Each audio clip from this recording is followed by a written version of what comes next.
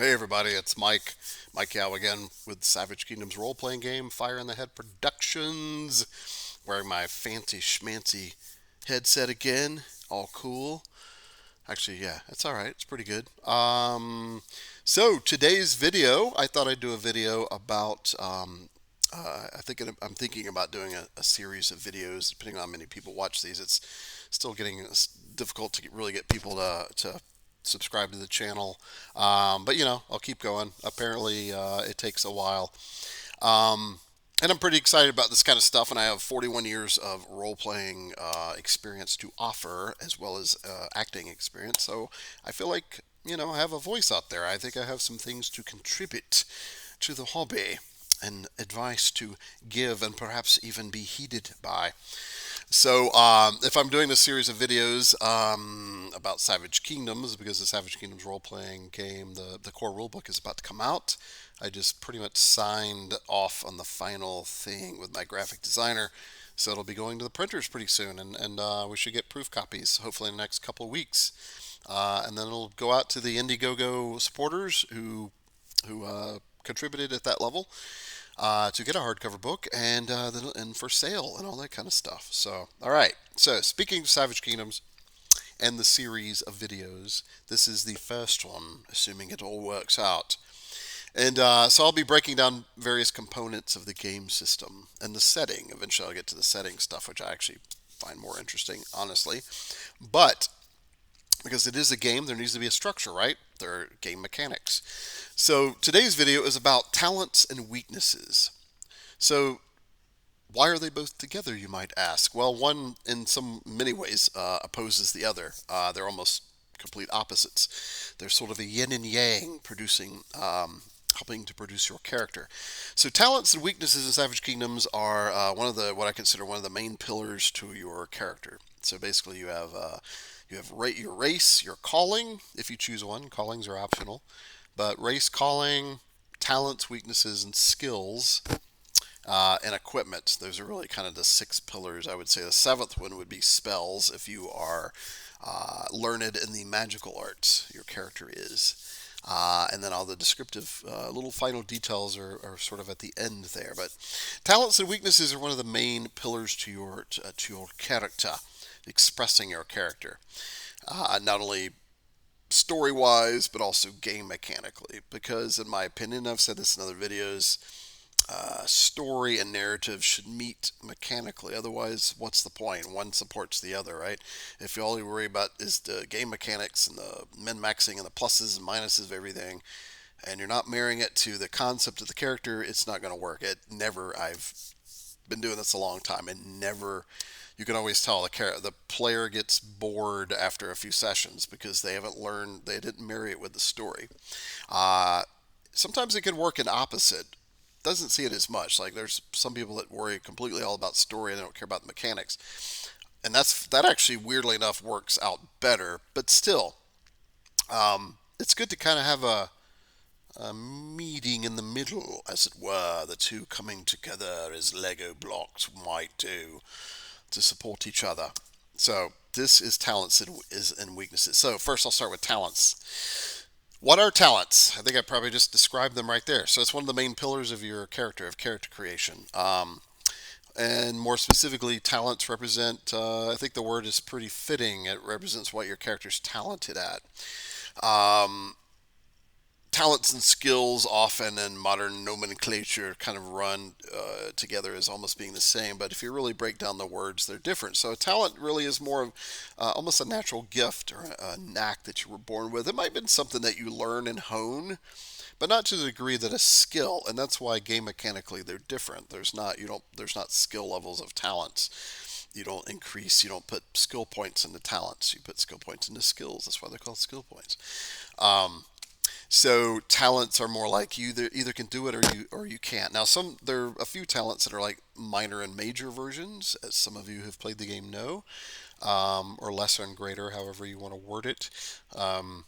So there are, in a way, two different levels. Like heirloom, for example, is like there's a lesser version and a greater version. There's some other examples as well. Not many actually. Henchman used to be two different levels. Now it's just the one. So my playtesters who have some of the earlier iterations of the SK3 rules will note that this change actually was not that long ago.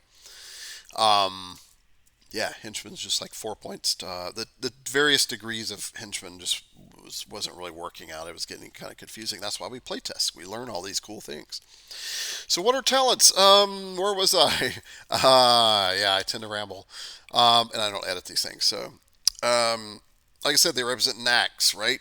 And there are different categories of talents. There are battle, blood, mystical, social, subterfuge, and other. Other is just kind of a miscellaneous category that the others didn't fit into. So a battle talent, you might say, is probably it's maybe more of a learned thing. But I used to do some martial arts and medieval reenactment, and I've played a lot of sports, and I'm sure most of you guys have as well. And there's always that, one or two well, everybody really to a degree has this kind of thing they can do that's kind of cool. They never really learned it. They just kind of grew up playing wild out in the yard, and they learn how to do this cool flip or whatever. Or some when I was doing the medieval reenactment and LARPing, live action role playing game, there's certain people that were really great with two weapons at once, but they were terrible with a shield for some reason. So that's kind of like that would be a battle talent. Certain aspects of fighting or battle in and of itself or warfare that you're good at.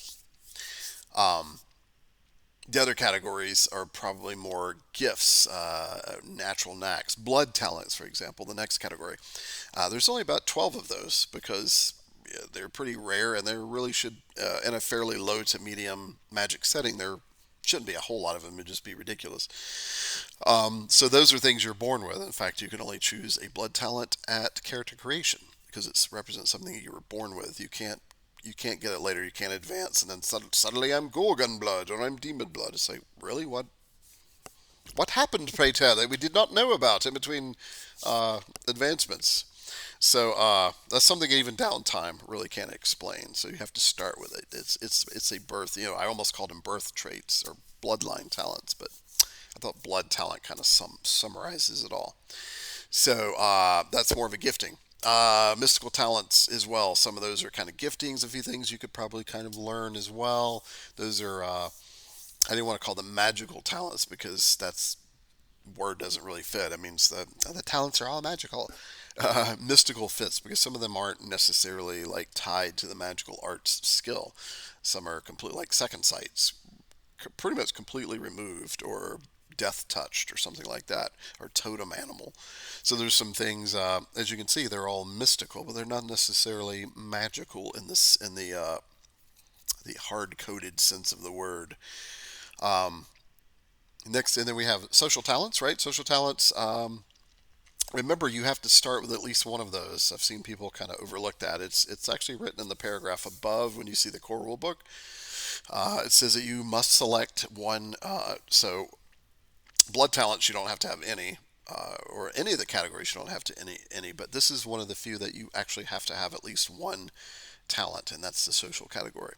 And the reason why is that kind of explains we need to know something about your background because a lot of social talents are kind of like background talents in a way, but not always. Some of them are still things that your character's engaged in, they're like present talents, or not necessarily backstory talents. Presumed to be future talents, perhaps things that you might continue to pursue. But you need one of those to show at least where you've been. So these are things like mariner and woodsman and hunter and noble, highborn. Yeah, lots of them. To explain what was your place in the world. I mean, if you're starting at 20, a character who's 20 years old, or even more so if he's 30 or 40, the person's been through a lot of things, right? So you need to, that's what the social talents are for the most part, is to kind of show what social class, in a sense, that you've kind of fit into. And you can have several. D&D 5th edition, for example, you just choose the one background. But in Savage Kingdoms, you can have one to, I think you can start with as many as four. Because there might be several social talents to really help explain what your character's done, what your character is perhaps still doing, like I just mentioned, etc. So don't overlook social talents. You have to have at least one.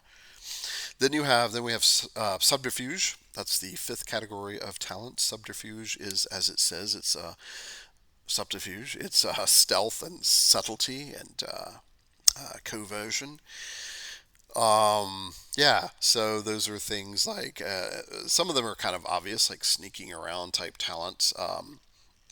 But there's others that may not, that are almost social talents, but I end up putting them in subterfuge. Things like gossip. Gossip sounds like it would be a social talent, but if you really read the mechanical breakdown, it's really more subterfuge. It's a little sneakier, especially the way that you're using it. Particularly the second use of it, which doesn't really get used that much, but it's where you're sowing false rumors. That's really more subterfuge than social. Um, Gambler also is one that seems like it'd be social, but I think I put it in subterfuge because you can cheat at gambling, and that's a little more covert. Yeah, and you don't have to start with any of those, and I think you can start with as many as four. Last category of talents is other or miscellaneous. Those are, like I said earlier at the top of the video, category where it didn't really fit in the other categories. So these are things like comeliness. Comeliness, actually, for those of you who have one of the earlier PDFs of the playtest rules, has been moved. Actually, it was in social because I felt like it's kind of a social talent. People react to people that are attractive. But as I got to thinking about it, I moved it to other, and the reason why is because it's again, you're kind of almost born with it. You can take it later. It has an asterisk next to it. So when you look at the rule book and you see an asterisk next to the talent, if you read what that means, but basically it means that you can take the talent after character creation, but you have to get GM approval, and it's usually after downtime. So in other words, it represents something that you can't just like 1 minute later, I'm suddenly attractive and very good looking. But you can explain that someone becomes comely by the fact that maybe they're keeping themselves up more. Maybe they've become more aware of their appearance and they're trying to make a better impression on people. So that's why it's possible that you can get it later. And that's just one example. Let's see, night sighted is other talent, ability to see well in the dark. Because this happens in real life, people that are in the military, particularly. Um, when I was doing LARPing, I know it sounds silly that you learn stuff from live action role playing, but you do. Um, if you played in the overnight events, like I would stay up all night. I had this one character that just like thrived at night, and I actually learned to see really well in the dark just from doing that. When I was in Boy Scouts, we did a lot of like almost like quasi military games at night. This crazy scoutmaster, he was pretty cool, but he was like ex-military. And the Boy Scouts were originally attached to the military, by the way, so I guess it wasn't too far fetched. But anyway, doing stuff like that really kind of teaches you to sort of see better in the dark. And I don't necessarily let your eyes, that your cones in your eyes get longer or whatever, or wider. I think it's just that you learn to pick up on subtle images, subtle changes of light, subtle movements, and that kind of thing. So something like night sighted represents that talent. And that's another one that would be, that's asterisked. So you have to, after character creation, you would have to have a good reason and GM approval that you're. And the reason's pretty simple in that. As an adventurer, you travel, you do a lot of stuff at night, you keep watches at night, and you've just learned to attune your eyesight to the darkness and see subtle movements and that sort of thing. And the hearing also. If you really pay attention at night, you can. In fact, hearing is probably a more major sense than sight. In the dark, obviously, that sounds silly, but even as you become adapted to seeing well in the dark, you also become adapted to hearing the subtle sounds, how far away that thing is. Is it an owl? Is that a cricket? Is that a tree frog? Is that actually a person walking? Or is that a deer instead? I've made that mistake before. um, and yeah, so some other talents are, you just have to look at the book. I can't remember them all, and I don't have it in front of me because it's just PDF right now on the screen. Um, so yeah, talents that fit in these different areas. So that's what talent. So next we have talent point cost. So every talent costs a certain amount of points. So character creation, you get 10 talent points, but you can have up to possibly 15, and that's from taking weaknesses, which I will get to in a second. So talents generally run anywhere. Most of them are 3 points. That's kind of the median or the average. 3 point cost. There's a few talents that are only 2 point costs, such as like keen memory or There's a couple others as well. Time sense.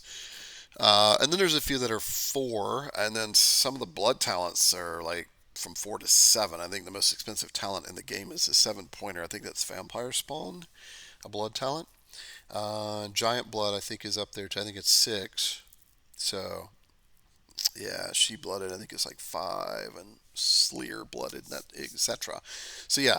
So, as you can see, talents range anywhere from 2 to 7 points, but the sort of average tends to be 3. Um, so if you start with the 10 points, then as you can see, uh, you can run out of points pretty quickly. You might only start with like 4 talents at your character creation, maybe only 3, maybe 5. But those of you who have built a character and familiar with Savage Kingdoms, you can really tweak it, and you can actually end up starting with 10 or 11 talents. And the way you do that is the next thing: talent point discounts. So every race and culture, particularly the human cultures in particular, have what's called talent point discounts, and you'll see it in the rule book. There's a whole section in each race and culture section that discounts the talents. So they're known as favored talents. So if you have a favored talent for your race or culture, then you pay 1 point less. Um, each calling has favored talents too. Calling is almost like a class or a life path. Um, so if your race and your calling both list that talent that you're wanting is favored, so it does discount twice. It does discount up to 2 points. So that's a really so you could turn a 3 point base cost talent into 1 if it's a favored for your race and your calling, or a 4 pointer into 2 or whatever. So that's a good way to save points. So that's how people end up starting with a fair amount of talents. During playtesting, I must admit, and there were several people too.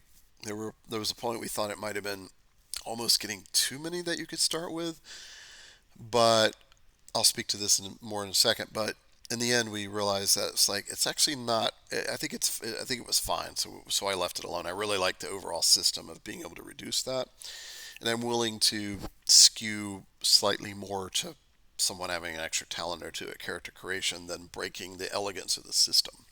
So that's why we stuck with that. Um, oh yeah, and this question comes up a lot, and it's in the rules written down itself, but you cannot reduce a talent to 0 points.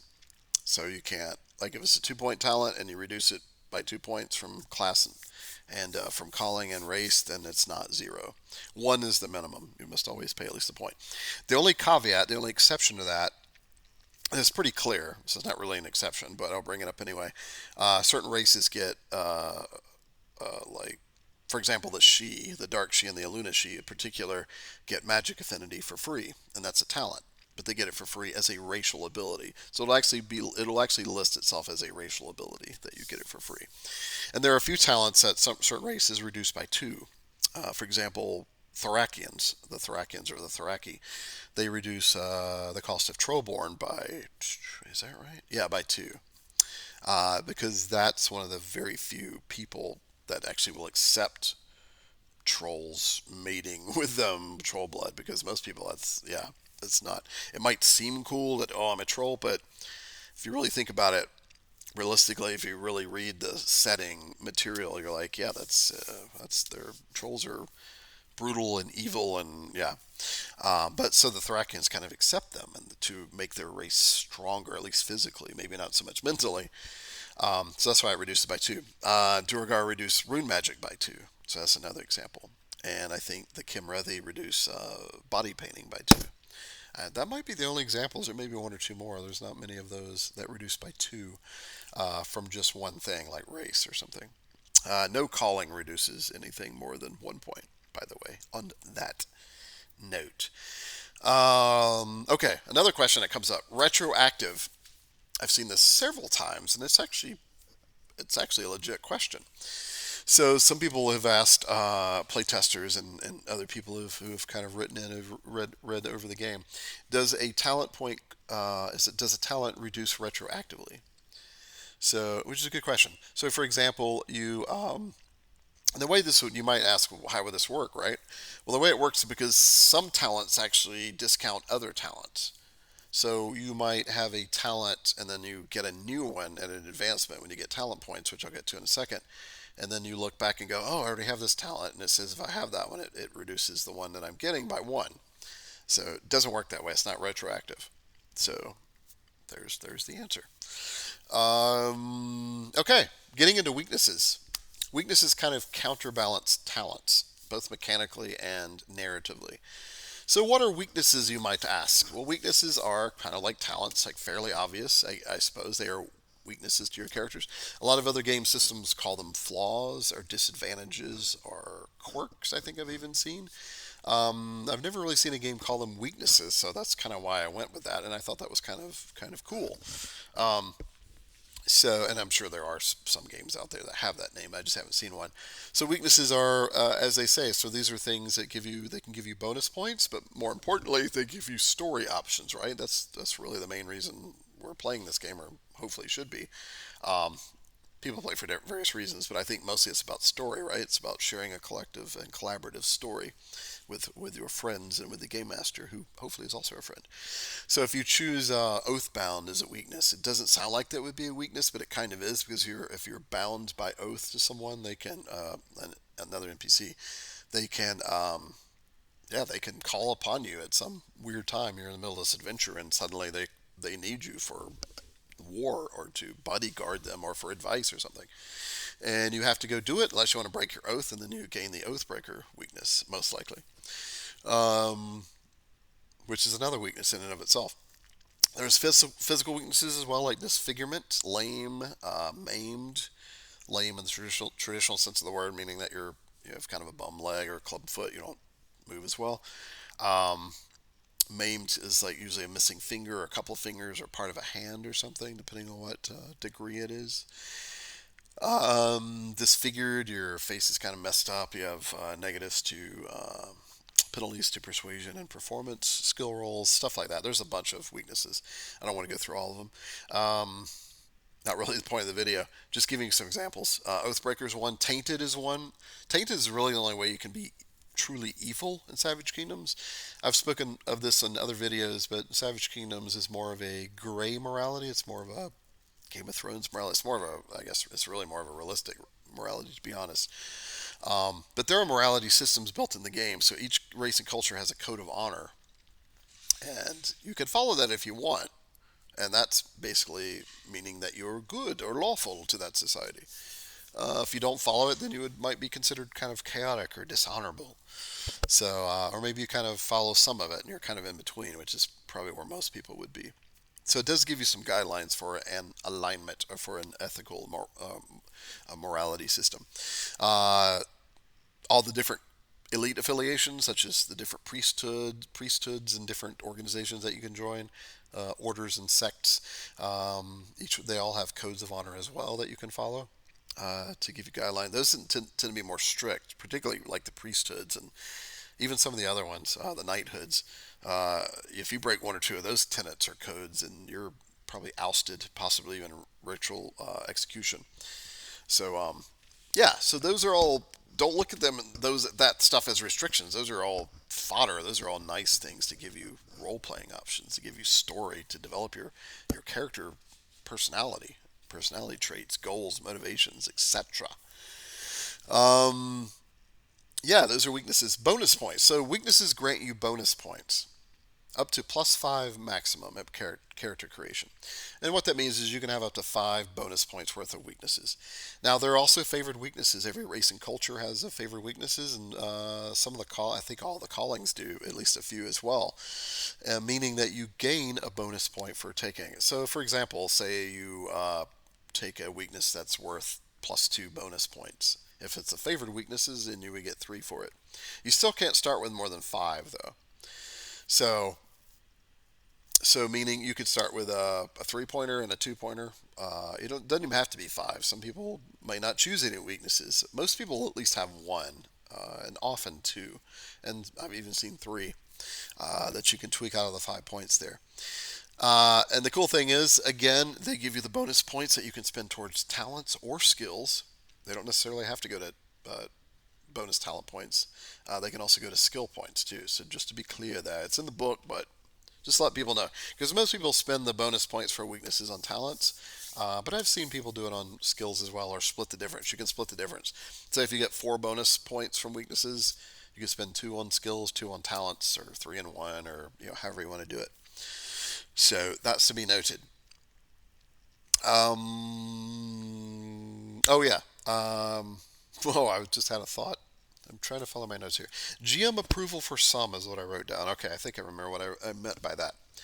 So some of the I've let my players kind of get away with it because I run so many games now and I'm play testing so many that I don't necessarily have as much time to look through every character. I mean, I do look through all the character sheets, but I don't have as much time to go back and forth with the player to kind of craft a more specific background.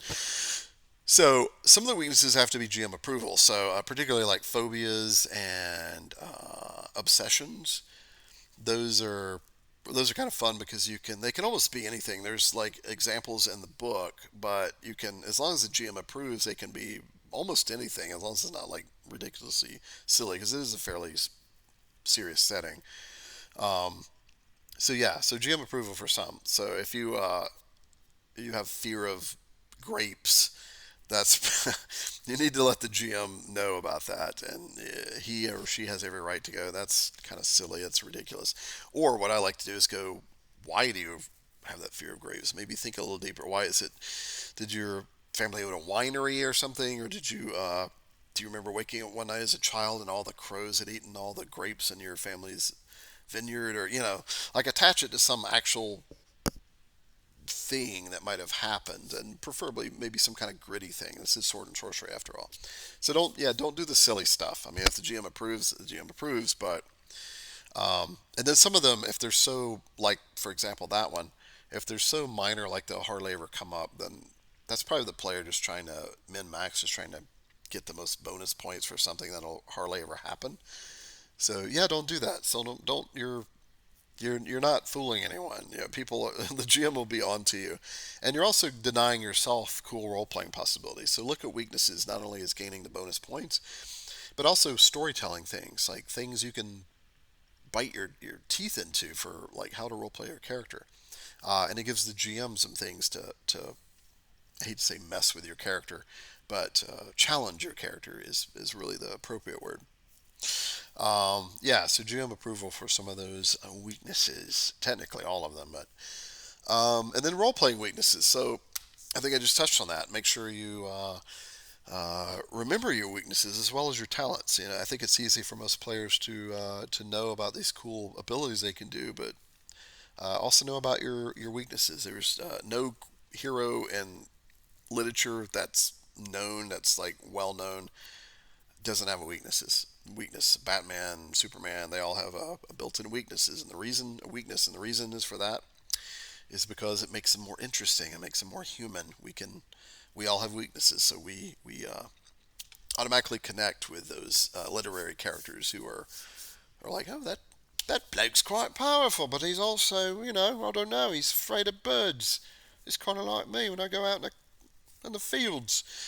So yeah, and it makes the writer, and in this case the game master, have some little things to kind of play with the character or kind of challenge him, and therefore it makes the story more interesting. So don't forget to role playing those weaknesses.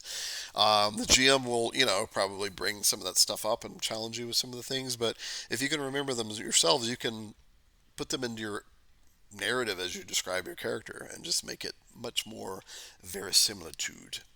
All right, last thing I think. Oh yeah, this question's come up a few times, and it's written in the rules as well. No bonus points for gaining weaknesses later on, meaning after character creation.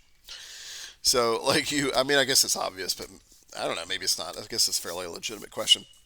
Say in the course of adventuring, and this has happened a fair amount of times, you get you get dropped below zero health. Like if you're wounded severely, you're in the negatives, but you don't die, and you critically fail an endurance roll, you can actually gain a physical weakness. So this has happened several times with characters. I've seen one character in downtime actually critically failed training in swordsmanship and like disfigured himself. So he got the disfigured weakness just from a downtime action. So yeah, it happens.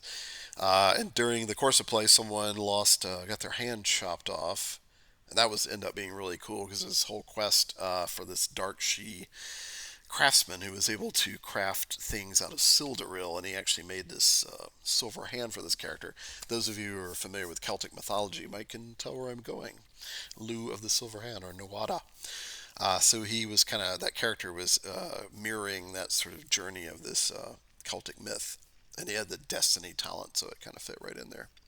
But the whole missing the hand, it sounded like it was a setup part of his destiny, but it actually happened like randomly, like in combat. He had a critical success, and but then I found a way to weave it into the destiny things. It ended up being really cool, and I think it was very satisfying for the character, for the player.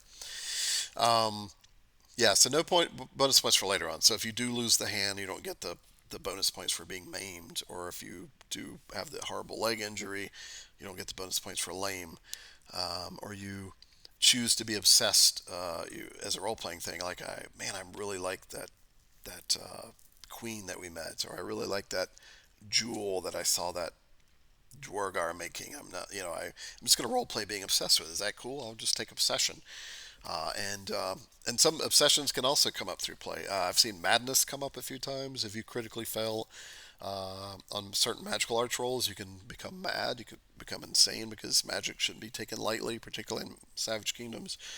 You can develop phobias, that kind of thing. So, long story short, with all that little last part there, you cannot gain bonus points for developing weaknesses after character creation. You're stuck with them. So, all right. I think that does it about talents and weaknesses, one of the main pillars about a Savage Kingdoms character. Assuming I get at least a dozen people watching this thing, I'll try to continue with a series. My next one will probably be about skills, which is another main pillar to the Savage Kingdoms third edition role playing system. All right, guys.